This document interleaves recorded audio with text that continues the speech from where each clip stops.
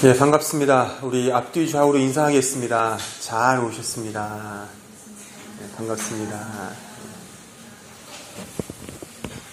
네, 하나님 말씀을 같이 보겠습니다. 마태복음 4장 23절로 25절입니다. 마태복음 4장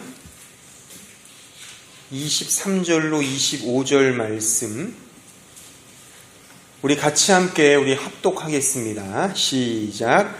예수께서 온 갈릴리에 두루 다니사 그들의 회당에서 가르치시며 천국 복음을 전파하시며 백성 중에 모든 병과 모든 악한 것을 고치시니 그의 소문이 온 수리아에 퍼진지라. 사람들이 모든 앓는 자 곧 각종 병에 걸려서 고통당하는 자, 귀신 들린 자, 간질하는 자, 중풍병자들을 데려오니 그들을 고치시더라. 갈릴리와 데가볼리와 예루살렘과 유대와 요단강 건너편에서 수많은 무리가 따르니라. 아멘. 오늘 본문은 천국 복음에 관한 예수님의 세 가지 사역을 우리에게 소개해 주고 있습니다. 23절에 보시면 그 세 가지가 기록되어 있는데 가르치시고 전파하시고 그리고 고치시는 사역. 가르친다는 것이 히라버로 디다스코, 그리고 전파한다는 것은 케루소, 그리고 고치신다는 것은 이 테라피오라고 합니다. 영어로 말하면 teaching, 가르치고, 프리칭, 전파하고, 힐링 또는 썰빙, 고치고 섬긴다라고 하는 그런 뜻인데, 예수님께서 복음, 천국 복음에 대하여 이렇게 세 가지 양상으로 사역을 하셨습니다. 오늘 저는 이 본문을 가지고 예수님의 이 세 가지 사역의 내용을 토대로 그 의미와 그 내용과 그 특징과 그 성격이 무엇인지를 한번 생각해 보고, 이를 통해 그 복음에 대한 우리의 자세와 태도는 어떠해야 되는지에 대해서 한번 생각해 보고자 합니다. 첫 번째로 이 천국 복음을 예수님이 가르치셨어요. 그러니까 디다스코, 티칭 하신 거죠. 가르치시는 사역을 하셨는데, 이 가르치심에는 틀림없이 어떤 교훈과 관계가 있습니다.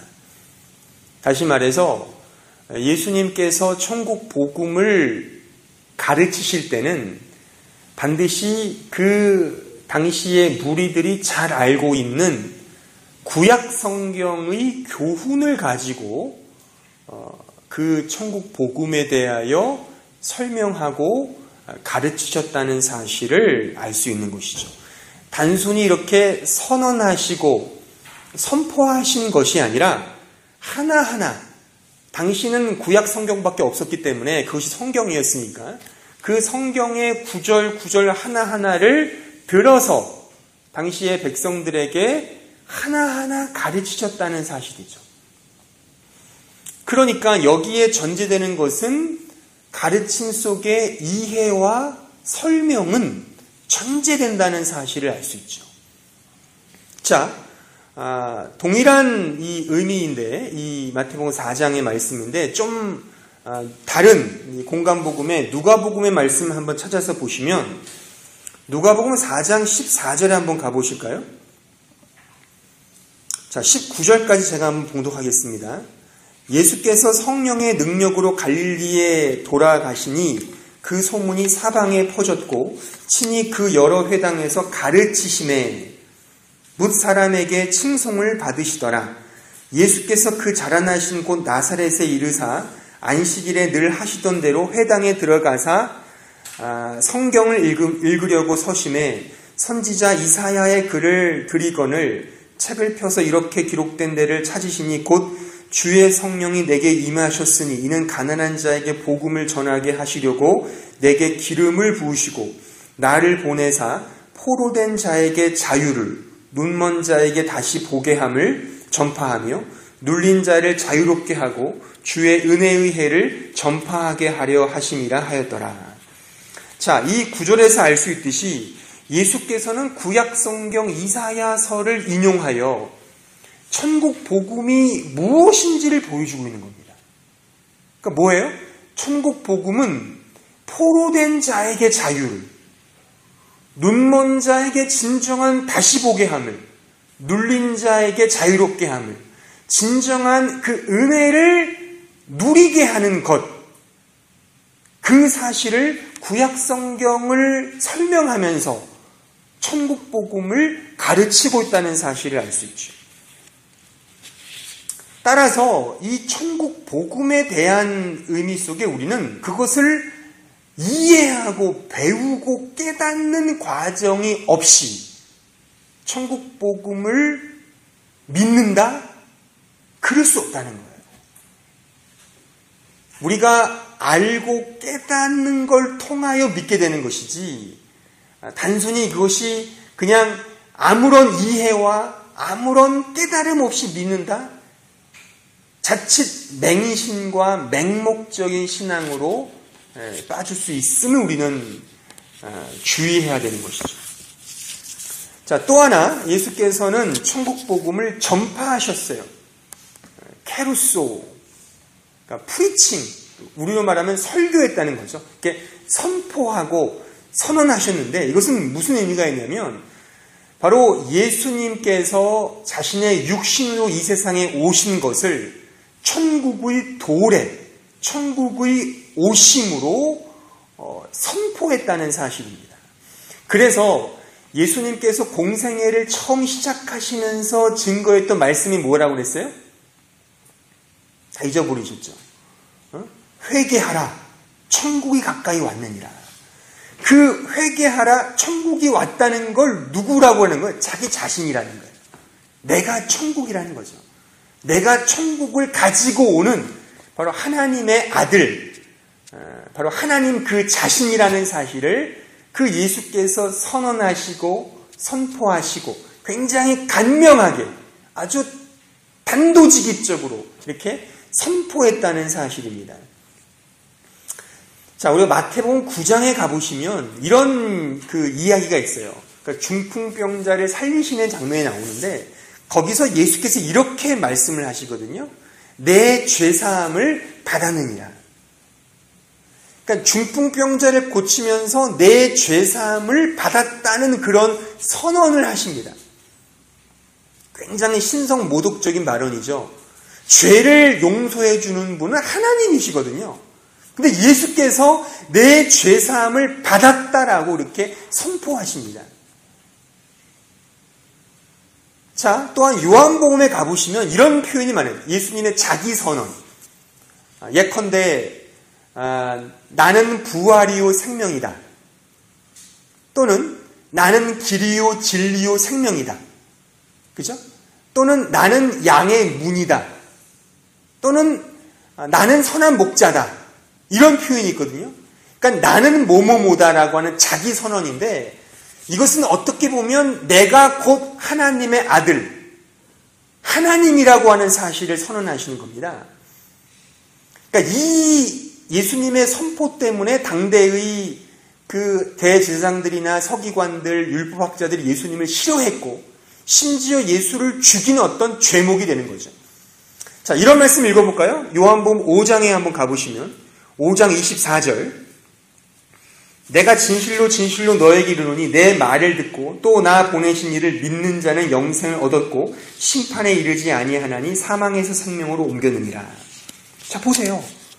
내 말을 듣고 나 보내신 이를 믿는 자는 영생을 얻고 심판에 이르지 않고 사망에서 생명으로 옮겼다. 그러니까 내 말과 하나님을 동등하게 생각하는 거죠. 굉장히 신성모독적인 발언, 당시로 말하면, 당시의 유대교적 배경으로 말하면 이거는 정말 아주 불법을 행하는, 정말 아주 이 하나님을 욕하는 그런 표현인데 예수께서 그걸 서슴지 않고 하십니다. 왜요?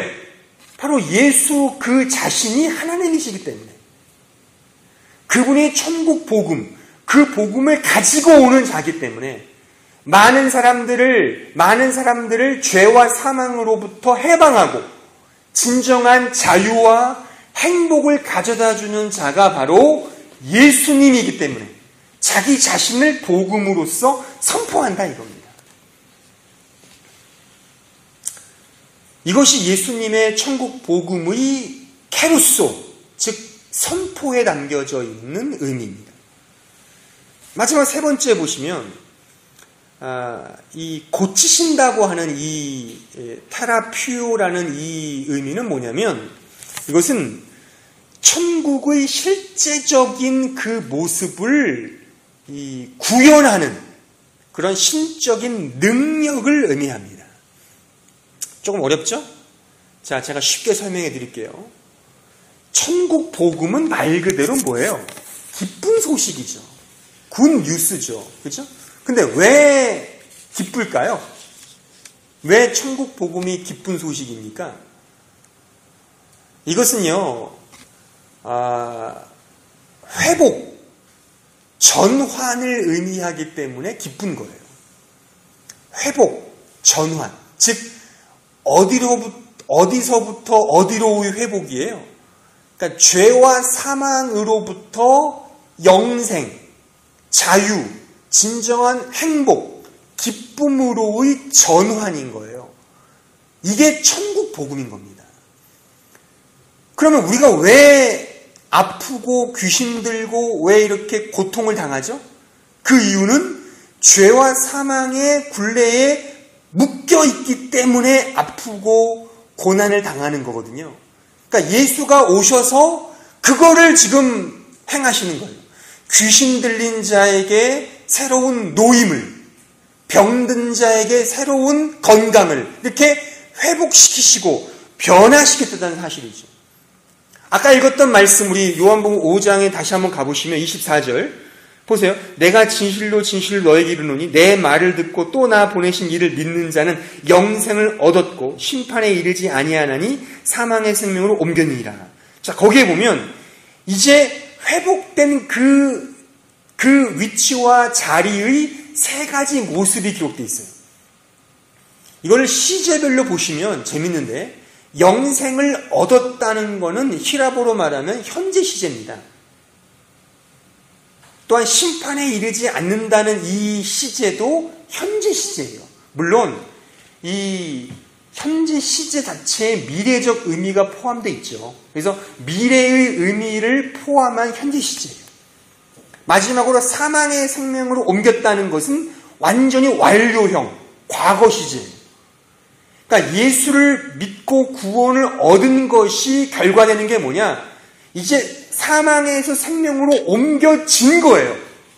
그러니까 여러분들이 예수를 믿었다면 이미 사망은 없는 거예요, 이제. 영생이 얻게 되었고, 영생을 얻었고, 영생을 계속 얻어져 가고, 나중에 주님 재림하실 때 이제 진정한 영생의 심판을 얻는 거죠. 하지만 과거형인 거예요. 우리가 생명을 얻은 거죠, 이제. 사망의 자리에 생명으로 옮긴 그 변화, 그 회복, 그 전환을 의미한다는 거예요. 그런 의미에서 귀신을 쫓아내고 병자를 고치시는 그 사역을 하셨다는 사실입니다. 제가 말씀드렸듯이 우리가 몸이 아프고 병이 나고 이 세상에서 고통을 당하는 이유는 죄와 사망에 있기 때문에 그런 거란 말이에요. 근데 그런 상태에서 이제 예수를 믿고 구원을 얻어 천국이 왔다는 건 뭐예요? 그런 것에 이제 있지 않다는 거예요. 귀신이 우리를 지배하지 못하고, 그죠? 또한 병이 우리를 지배하지 못하는 이제 진정한 하나님의 자유와 행복으로의 전환, 그 회복을 의미하기 때문에 이제 그 사실의 상징적인 어떤 내용, 천국 그 자체의 실제적인 모습으로서 병자를 고치고 귀신을 쫓아내는 사역을 하셨다는 사실입니다. 그러니까 신앙생활을 하는 것 자체가 우리가 오해를 하는 게 뭐냐면 제가 좀 이따 더 자세히 말씀드리겠지만 이 본문을 가지고 우리는 자칫 믿음 생활이 어떤 병이 낫고 귀신에 홀리는 것에서 이제 해방을 당하는 그런 이적적이고 신비적인 것으로 신앙생활을 여기는 그런 좀 부류들이 있단 말이에요. 그건 잘못됐다는 겁니다. 이 본문은 그것을 우리에게 말하는 게 아니에요. 천국 백성의 실제가 곧 귀신을 쫓아내서 새로운 영역으로의 전환, 회복을 보여주는 하나의 샘플로 우리에게 이 말씀으로 보여줬다는 사실을 놓쳐서는 안 된다는 사실입니다. 그러니까는 보세요. 우리가 그 신앙생활을 가장 잘했다는 사도 바울을 예로 보자고요. 사도 바울은 평생에 그의 육체에 가시가 있었어요. 그게 뭔지는 뭐 학자들마다 의견이 분분한데 뭐 간질이 있었다든가 또는 눈이 워낙에 나빠서 어떤 안질병에 있었다든가 뭐 이런 많은 해석들이 있는데 그가 하나님께 그 병 고침을 얻기 위해 3번이나 기도하잖아요. 근데 하나님은 어떻게 응답하시죠? 내 은혜가 내게 족하다. 안 고쳐주셔요.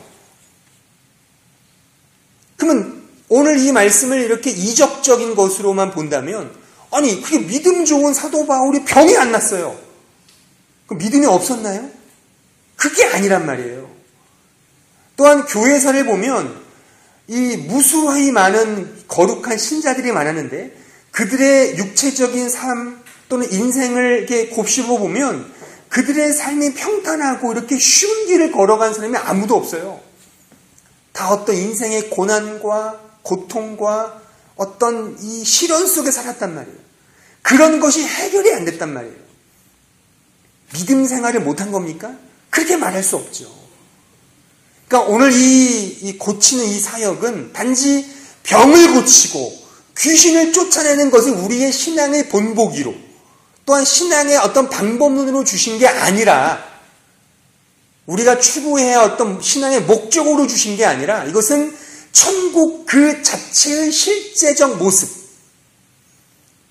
그 자체는 이제 죄와 사망이 지배하는 영역이 아니라 천국이 왔다는 건 뭐예요? 이제 하나님이 지배하시는 그분이 통치하시고 다스리시는 진정한 자유와 행복 그 안에 우리가 이제 옮겨졌다는 사실을 보여주시기 위해서 예수께서 병자들을 고치셨다는 거죠. 너희들을 지배하고 있던 죄와 사망이 이제 물러갔다. 왜? 내가 왔으니까. 그 사실을 우리에게 보여주고 있다는 사실을 우리가 잊어서는 안 됩니다. 하지만 오늘날 이제 현대 교회의 신앙 생활 또는 교회들의 행태들을 보면 지금 예수님의 이 천국 복음에 대한 3가지 사역의 모습, 즉 가르치시고 전파하시고 고치시는 사역과는 전혀 상반된 그런 신앙의 잘못된 오해들을 너무 많이 갖고 있지 않는가 그렇게 한번 제가 되묻고 싶습니다. 동일하게 3가지로 한번 저도 생각을 해봤어요. 이 시대에 가장 이 복음에 대하여 오해하는 모습.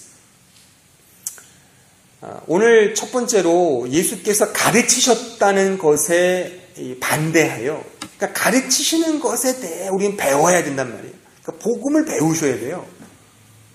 그러나 오늘날의 이 신자들은 소위 반지성화, 그러니까 신앙에 대한 반지성화, 그러니까 어떤 말씀에 대한 배움과 이해와 그런 훈련의 과정을 굉장히 터부시 여기는 그런 이 모습이 오늘날에 많이 보입니다. 우리가 어떤 사실을 배우고 익힌다는 것은 어떤 역사를 배운다는 거거든요. 역사성. 근데 이 역사를 배운다는 것은 굉장히 힘들어요. 어떤 우리가 노력을 해야 되고 우리가 어떤 부분에 수고해야 되는데 그런 과정을 신앙생활까지도 이렇게 연장시키고 싶지 않은 거죠. 그냥 그런 이해와 설명과 그런 것들이 별로 이렇게 싫은 거죠. 우리의 본성상. 그러니까 당연히 어떤 사실, 이 복음에 대해서 정당하게 이해하지 못하고 배우지 않고 알지 못하니까 당연히 우리가 실천하는 것들은 총체적인 복음의 이해와 배움 속에 나타나는 것이 아니라 상당히 왜곡된, 그리고 상당히 이 부분적인, 그러니까 총체적인 복음의 이해가 아니라 상당히 협소한, 가난한 그런 이해 속에서 행동할 수밖에 없게 되는 거죠. 그러니까 어떤 그냥 프로그램에 그냥 휩쓸려서 거기에만 그냥 매달리는 거죠. 한번 여러분들 자신을 놓고 생각해 보시거나 한번 여러분들이 떠올리는 많은 신자들을 한번 떠올려 보세요. 어떤 교회에서 운행하는 프로그램에는 익숙해요. 무슨 제자 훈련이라든지 어떤 셀 공동체 모임이라든지 어떤 집회니 이런 모임에는 아주 적극적으로 참여하지만 그 안에서 나오는 어떤 이 천국 복음의 그 풍성한 모습은 별로 찾아보기가 어렵죠. 저는 그래서 오늘날 이런 모습을 대변해주는 아주 교회의 구호 또는 많은 목회자들이나 많은 성도들이 이렇게 이야기하는 좀 안타까운 그런 이 말이 뭐냐면 이런 겁니다. 이론 중심의 교회, 실천 중심의 교회. 그렇게 어떤 교회는 이론 중심의 교회고 어떤 교회는 실천 중심의 교회라는 것을 이렇게 이분법적으로 나누는 이것이 큰 문제라고 저는 봅니다. 성경 어디에도 이론과 실천을 나눈다고 한 말씀은 찾아볼 수가 없어요. 제가 지난주에 그 나를 따르라라는 아주 그 예수님의 말씀, 그 명령에 대한 설교를 했었는데 우리가 아는 것은 곧 실천인 겁니다. 아는 것과 실천이 나뉠 수가 없어요. 우리가 그 성경에 보면 그 특히 히브리어로 말씀이라는 그 히브리어 단어가 따바르예요. 따바르. 근데 이 따바르라는 단어의 뜻이 두 가지가 있어요. 하나는 말이란 뜻이 있고 또 하나는 행하는 것이. 이 두 가지가 같이 있어요. 한 단어에. 이게 히브리식 사고입니다. 그러니까 히브리어, 즉 이 성경의 이 사고는 말과 행동이 이렇게 이분법도 나누어지는 것이 아니라 함께 간다는 사실을 알 수 있죠. 근데 우린 자꾸만 이론과 실천을 나누려고 그래요. 그래서 목회자들도 그런 얘기를 해요. 나는 이론 중심으로 목회를 해. 나는 실천 중심으로 목회를 해. 그 나눌 수가 없는 건데. 아는 대로 행하는 거고 행하는 게 아는 거라는 사실을 우리 너무 이렇게 나누는 그런 버릇이 있어서. 근데 그 이유가 뭐냐면 가장 근본적인 것이 뭐냐면 반지성화. 말씀을 내가 깨닫고 이해하려는 그 자체에 대한 거부감. 그것에서 우리가 하나님께서 예수께서 복음을 가르치셨다는 사실에 대해 우리가 위반하는 그런 오해하는 모습을 우리는 보이고 있는 것입니다. 또 하나는 뭐냐면 예수님은 천국 복음을 선포하셨어요. 즉, 제가 설명해 드렸듯이 이 천국 복음을 선포했다는 것은 자기 자신이 하나님의 아들, 하나님이심을 선포하시는 거거든요. 근데 그 말씀을 들었던 많은 무리들은 사실 예수님을 하나님의 아들로 믿지 않았어요. 그냥 한낱, 그냥 랍비 정도, 또는 우리의 어려움을 이렇게 고쳐주는 어떤 하나의 선생으로만 알았죠. 이건 뭘 의미할까요? 신앙의 가장 중요한 것은 예수를 그리스도로 고백하고 그 고백한 대로 살아가는 것입니다. 근데 신앙생활에 그 예수님이 없어요. 왜 그럴까요? 그 예수님과 인격적인 만남이 없기 때문에 그런 거예요. 그러니까 뭐가 문제냐? 신앙의 비인격화. 이게 또 하나의 오해입니다. 그러니까 열심히 교회를 나와요. 열심히 종교 활동을 하지만 정작 내가 믿어야 할 예수님에 대해서는 전혀 별다른 느낌이나 어떤 감동이 없죠. 그러니까 무수히 많은 종교 가운데 그냥 기독교를 그냥 신앙하는 거죠. 내 신념으로 삼는 거죠. 불교나 이슬람교나 힌두교나 기독교나 많은 종교들 가운데 그나마 기독교가 가장 좀 멋있어 보이니까 기독교라는 하나의 교리를 그냥 신념으로 받아들이는 것이죠. 그것은 신앙이 아닙니다. 그러니까 예수님을 나의 인격적 구주로 받아들이지 않는 그런 신앙의 비인격적 모습, 그것은 신앙이 아닌 거예요. 예수께서 요한복음 15장에 이렇게 말씀하셨죠. 5절에 나는 포도나무 너희는 가지라. 그가 내 안에 내가 그 안에 거하면 사람이 열매를 많이 맺느니 나를 떠나서는 너희가 아무것도 할 수 없습니다. 그러니까 나를 떠나서는 아무것도 할 수 없는 거예요. 예수가 없는 신앙생활을 할 수 있죠. 그 복음을 선포하신 하나님의 아들이신 그분이 없이 그냥 신앙생활을 할 수 있는 거죠. 이것이 신앙의 비인격화입니다. 제가 지난주에 나를 따르라는 설교를 통해서 예수님의 그 말씀 속에 우리는 즉각적이고 아주 단호하게 결정을 해야 된다. 제가 촉구했습니다. 얼마나 한 주간 그렇게 사셨는지는 제가 모르겠지만. 근데 보세요. 근데 많은 교회들이 그 예수님의 그 말씀을 이렇게 악용한다고 제가 그랬죠. 어떤 교회의 유익, 어떤 교회의 또는 어떤 사람의 수단을, 목적을 이렇게 합리화하기 위하여 순종하라! 그렇게 강요할 수 있다고 제가 그랬어요.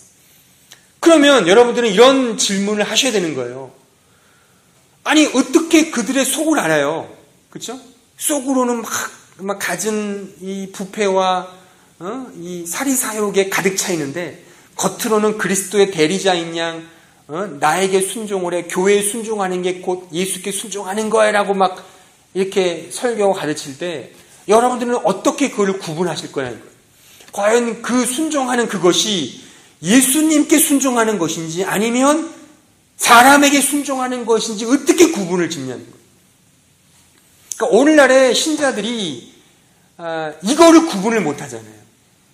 정말 내가 예수님께 순종하는 게 아니라 사람에게 순종하고 어떤 공동체에 그냥 이 전통에 순종하는 것을 그리스도께 순종한다고 착각하는 거죠. 그걸 어떻게 구분하냐 이거예요. 그 구분 짓는 방법은 매일매일의 삶 속에서 그리스도와의 인격적인 관계를 맺는 거예요.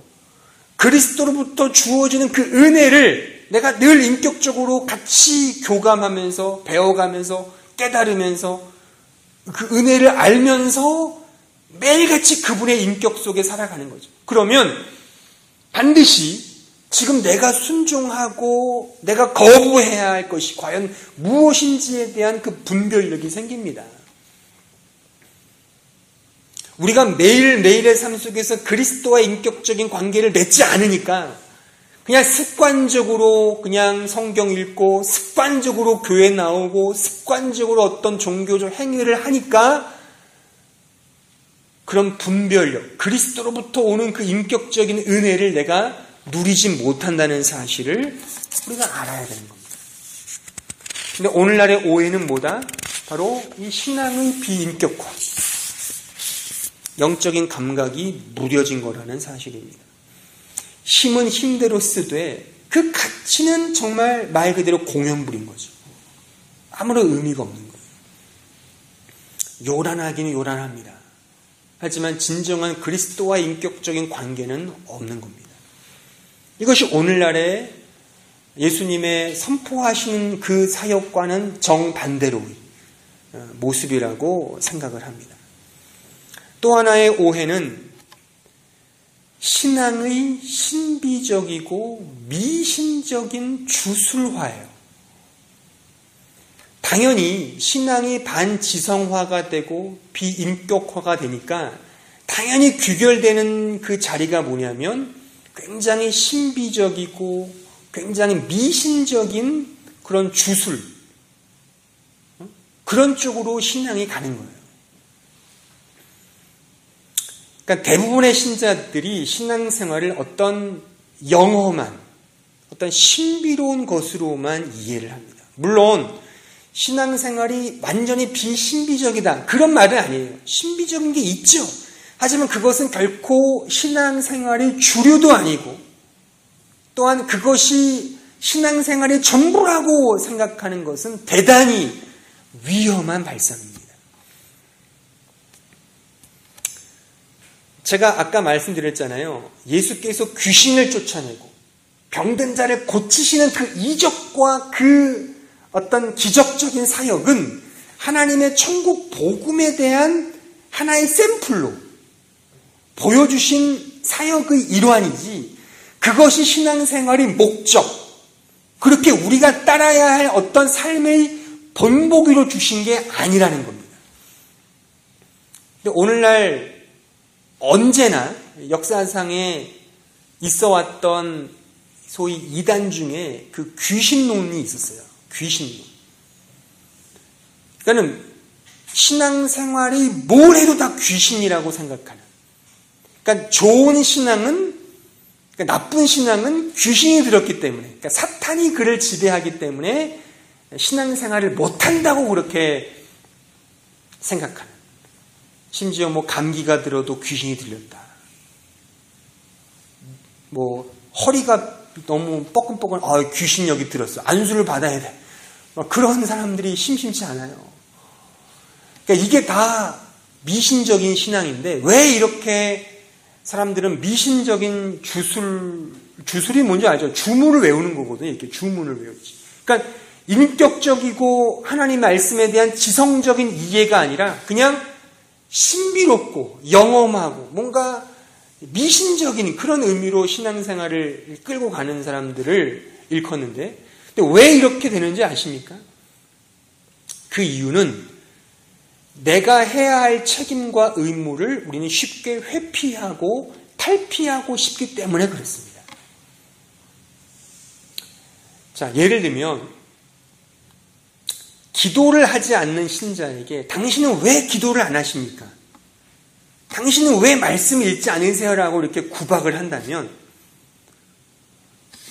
이런 답변이 두 가지가 있어요. 하나는 제가 너무 게으르고 나태해서 그렇습니다 라고 말하는 것과, 제가 사탄이 나를 지배하고 귀신이 나를 지배해서 내가 이거를 못합니다 라는 것과, 여러분들의 책임과 여러분들이 해야 하는 것에서 자유로운 답변이 뭘 것 같아요?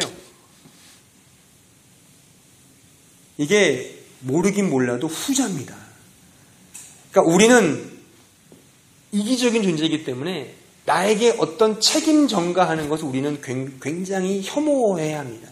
그래서 내가 하고 싶은데, 나는 정말 하고 싶은데 하지 못하게 하는 이런 상황, 어떤 이 배경으로 탓을 해요. 그러니까 귀신을 들먹거리는 거죠. 정말 사탄이 나를 이렇게 해서 내가 정말 주님을 사랑하고 싶은데 나는 사탄 때문에 그렇게 못한다, 그렇게 생각하는, 이 미신이 되는 거예요. 이렇게요. 그러니까 여러분들이 게으르고 내가 죄가 있어서 내가 못한다라고 하는 그런 책임을 가지고 통감을 하고 그 죄를 죽이기 위해 노력을 해야 되는데, 언제나 사탄 탓, 귀신 탓, 환경 탓, 뭐 가게에 흐르는 저주가 있어서 나는 역시나 힘들어, 이런 식으로 누구의 탓을 한단 말이에요. 그것이 곧 미신화되는, 우리의 신앙이 미신화되는 첫걸음이라는 사실을 아셔야 되는 거예요. 그리고 이 미신화되는 문제의 가장 큰 신학적 문제가 뭔지 아십니까? 그것은 하나님과 사탄을 대등한 관계로 보는 거예요. 이것은 성경 어디에도 없어요. 그럼 우리가 왜 그렇게 생각하는 줄 아십니까? 헐리우드가 만든 거예요. 헐리우드 영화가. 영화 엑소시스트 영화 보셨어요? 그 귀신을 쫓아내는 엑소시스트에 보면은 신부가 나와서 막 성수를 뿌리고 거룩한 물을 뿌리고 막 성경을 막 암송을 해요. 그럼 사탄이 막 괴로워요. 와 하면 한단 말이죠. 근데 회가 거듭할수록 그 사탄의 능력이 세져요. 그래서 성수를 뿌려도 막 웃어요. 와 그까지 성수 나는 이길 수 있어. 십자가를 들이대도 막 선글라스를 끼고 말이죠. 심지어 나중에는 그 사탄이 신부를 죽이죠. 하나님을 이긴다라고 하는 헐리우드식 그게 미신론인 거예요. 그러니까 우리는 알게 모르게 그런 식의 선과 악의 싸움, 하나님과 사탄의 싸움으로 생각을 해요. 이 영적인 세계를. 전혀 그렇지 않거든요. 하나님은 사탄을 지배하십니다. 그냥 지금은 예수님의 십자가에서의 승리로 다 그 사탄의 머리는 깨졌어요. 근데 그냥 역사상 구속이 이룰 때까지 예수가 재림하시는 그때까지 그냥 놔두시는 거예요. 승리하셨어요. 그분이 이미. 그리고 원래 사탄은 천사였죠. 그가 교만해서 타락을 한 그러니까 하나님이 창조한 어떤 존재일 뿐이에요. 하나님과 대등한 존재가 아니에요. 그렇게 우리는 자꾸만 선과 악, 사탄과 하나님을 견주기 때문에 하나님 편에 서는 걸 사탄을 이기는 것을 하는 거죠. 그러니까 이렇게 생각하셔야 돼요. 우리 모두가 죄를 범했어요. 그래서 깜빵에 들어갔어요.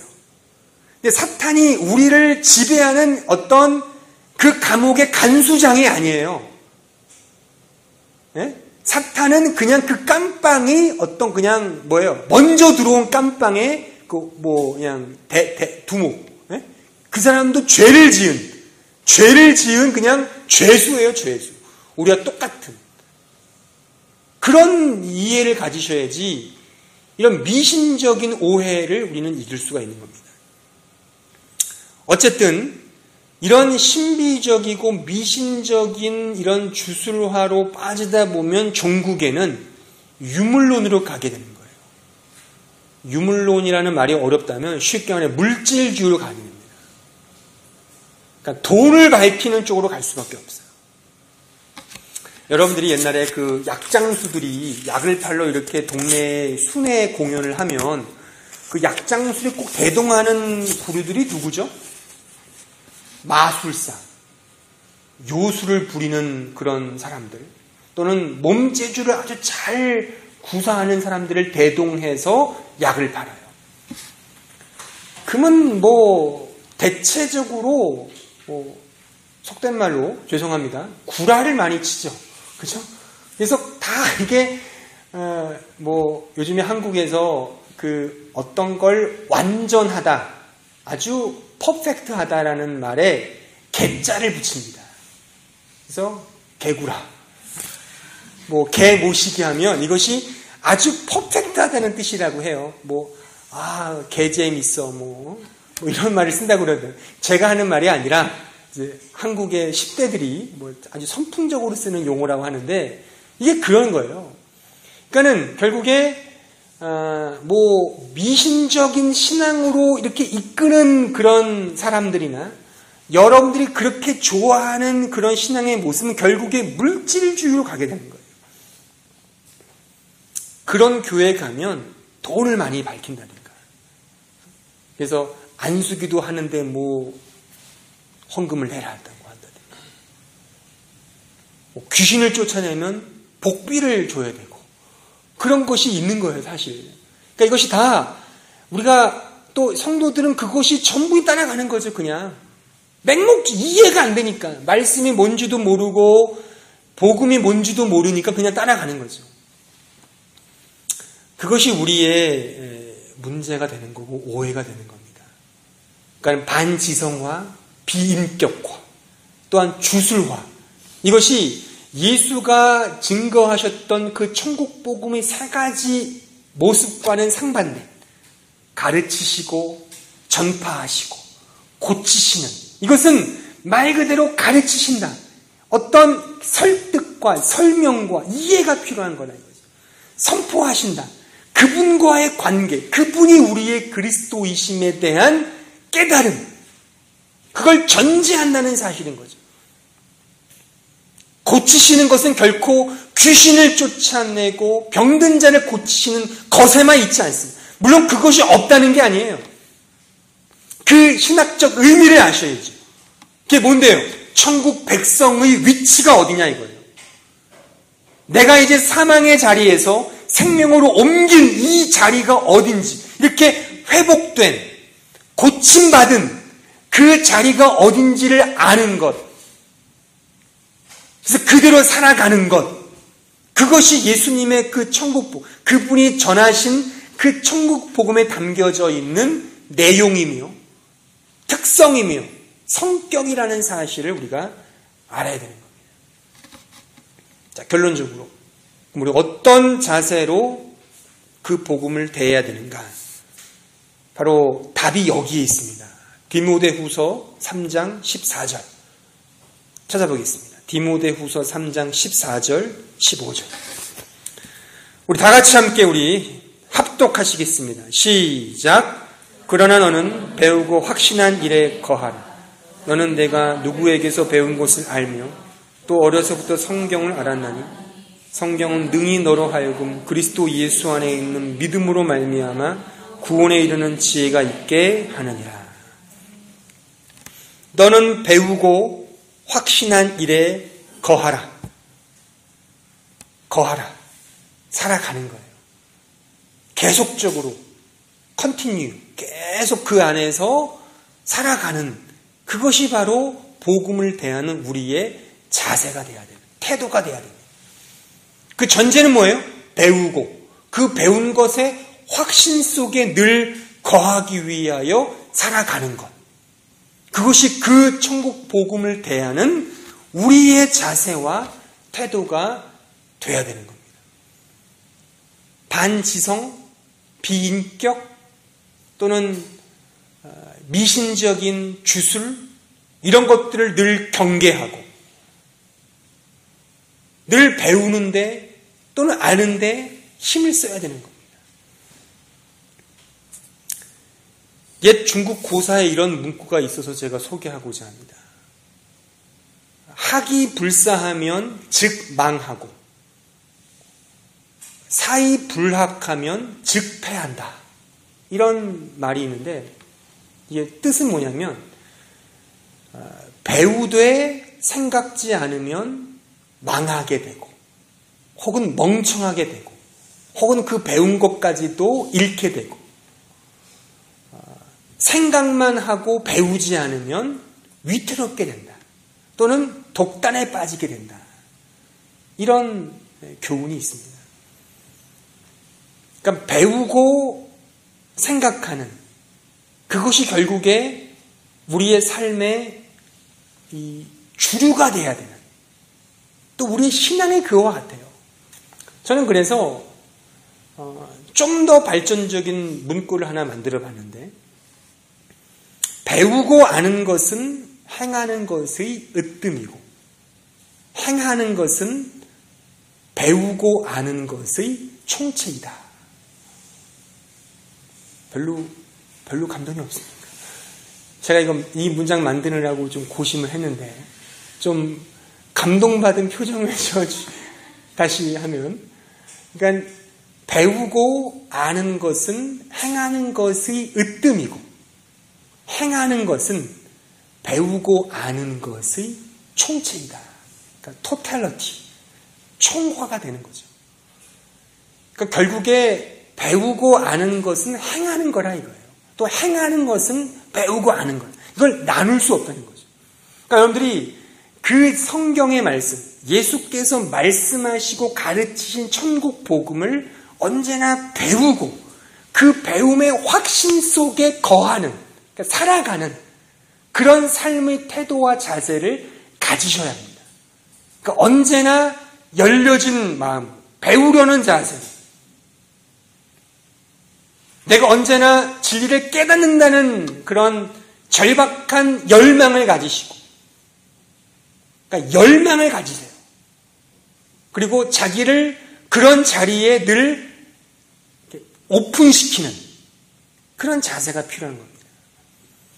여러분들이 그나마 이 자리에 오시니까 말씀을 들으시지, 안 오시면 혼자 말씀을 읽는다고 한 사람 치고 성경 제대로 본 사람 저는 못 봤습니다.